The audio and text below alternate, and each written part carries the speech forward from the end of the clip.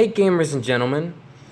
So I'm adding this after I recorded the second part to kind of explain what this podcast is going to be about. Sorry, I'm just stretching.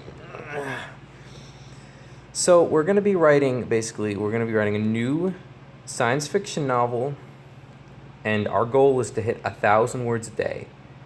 And everybody involved also has to write 1,000 words a day, but it can be about anything. But each episode's going to have a theme, and if you don't know what to write about, you can pick the same theme that I did or pick an entirely other different theme. So, yeah, enjoy.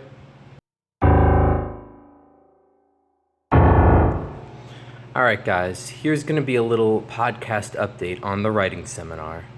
So, good news, semi hit my word count. Bad news, left the bacon I was going to make out for too long to defrost and it kind of all just turned to mush.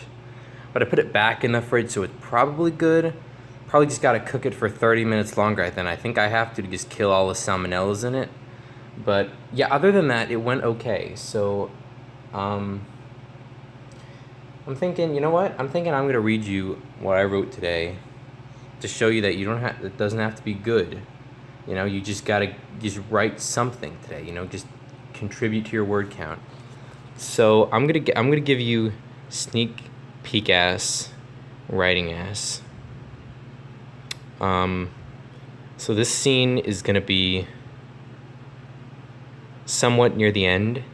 So I don't think you need much context though. So you can just. It'll make sense when it starts. I gotta let a cough out. Okay. So here goes.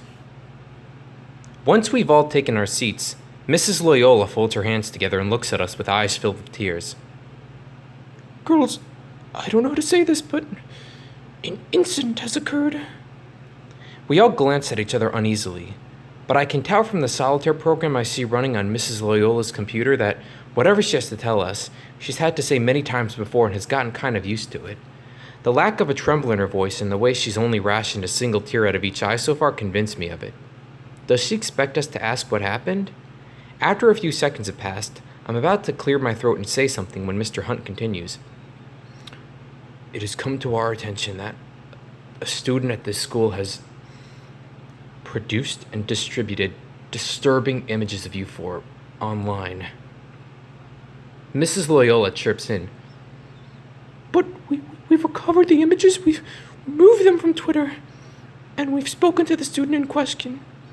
Relieved to say the issue has been resolved, but we want to give you support as we know this is a delicate situation. I already know what they must be referring to. I don't understand what's going on, Christine says angrily. What are you talking about? What images? She's out of her seat now, fists clenched. Well... Mrs. Loyola tugs at her turtleneck, the Vienna fingers in the bucket of ice behind her beginning to thaw. It seems that, one of our students,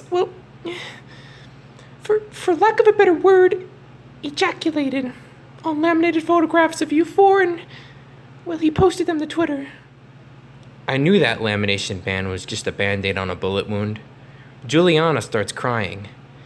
He fucking what? Christine is too surprised, in my opinion. Did she seriously forget the reason that lamination was banned in the first place? I always knew it was a matter of time. The contribute problem was never going to die that easy. We don't talk like that in my office, Mrs. Loyola says sternly.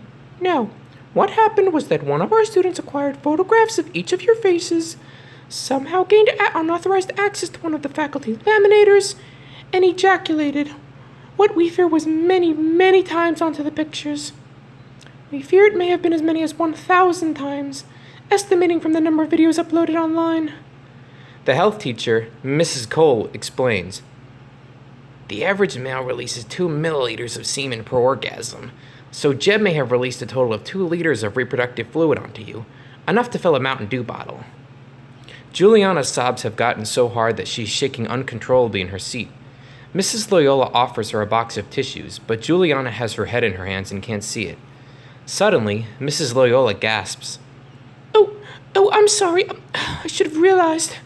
Given the circumstances, they must be the last thing you want to see, tissues. Forgive me. For some reason, that makes the crying get louder.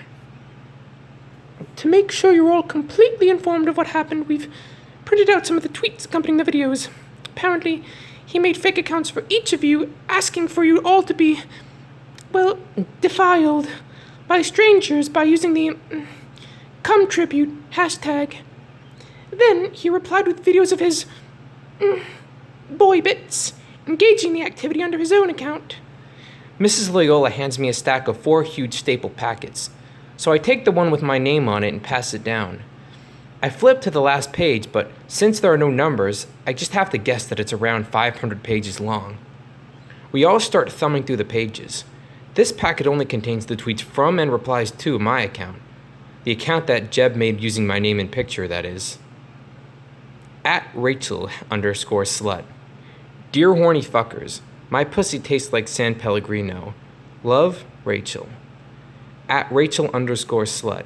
Dear cocks, fuck me on my period. Your dick cheddar can be the cheese to my flesh bagel bite.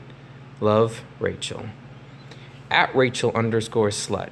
Dear fruit cups, F. Stevens, cure for being gay is my flappy paddle gearbox. Love, Rachel. I'm shocked that he managed to capture so many elements of my personality in this character. The San Pellegrino, the bagel bites. Was the whole reason he got close to me by telling me about the tastemakers to make sure he played the role correctly? I glance at the other girls. The stunned silence with which they're slowly turning through each page makes me wonder if Jeb did his research on them, too. Mrs. Loyola takes a sip of her soft drink and goes, ah. But I do a quick point at the label while shielding my hand from the other girls. She realizes that it's a bottle of Mountain Dew and her hands fly to her mouth. Oh, my dear, oh, I'm so sorry. I'm so sorry. Oh, keep putting my foot in my mouth, as it were, she says. Okay, that's all I did for today, so I was holding that in for a while. So yeah, so it doesn't have to be good. You just got to get some words down, get to your word count mark. And yeah, so hope y'all made it. Even if you didn't, we're going to be tuning in for day 2 next time on this podcast, which I haven't titled yet, but whatever I've titled the YouTube video will be the title of it. So tune in to that. And thank you for listening, and goodbye, and drink water. Not soda. Drink water. Okay, bye.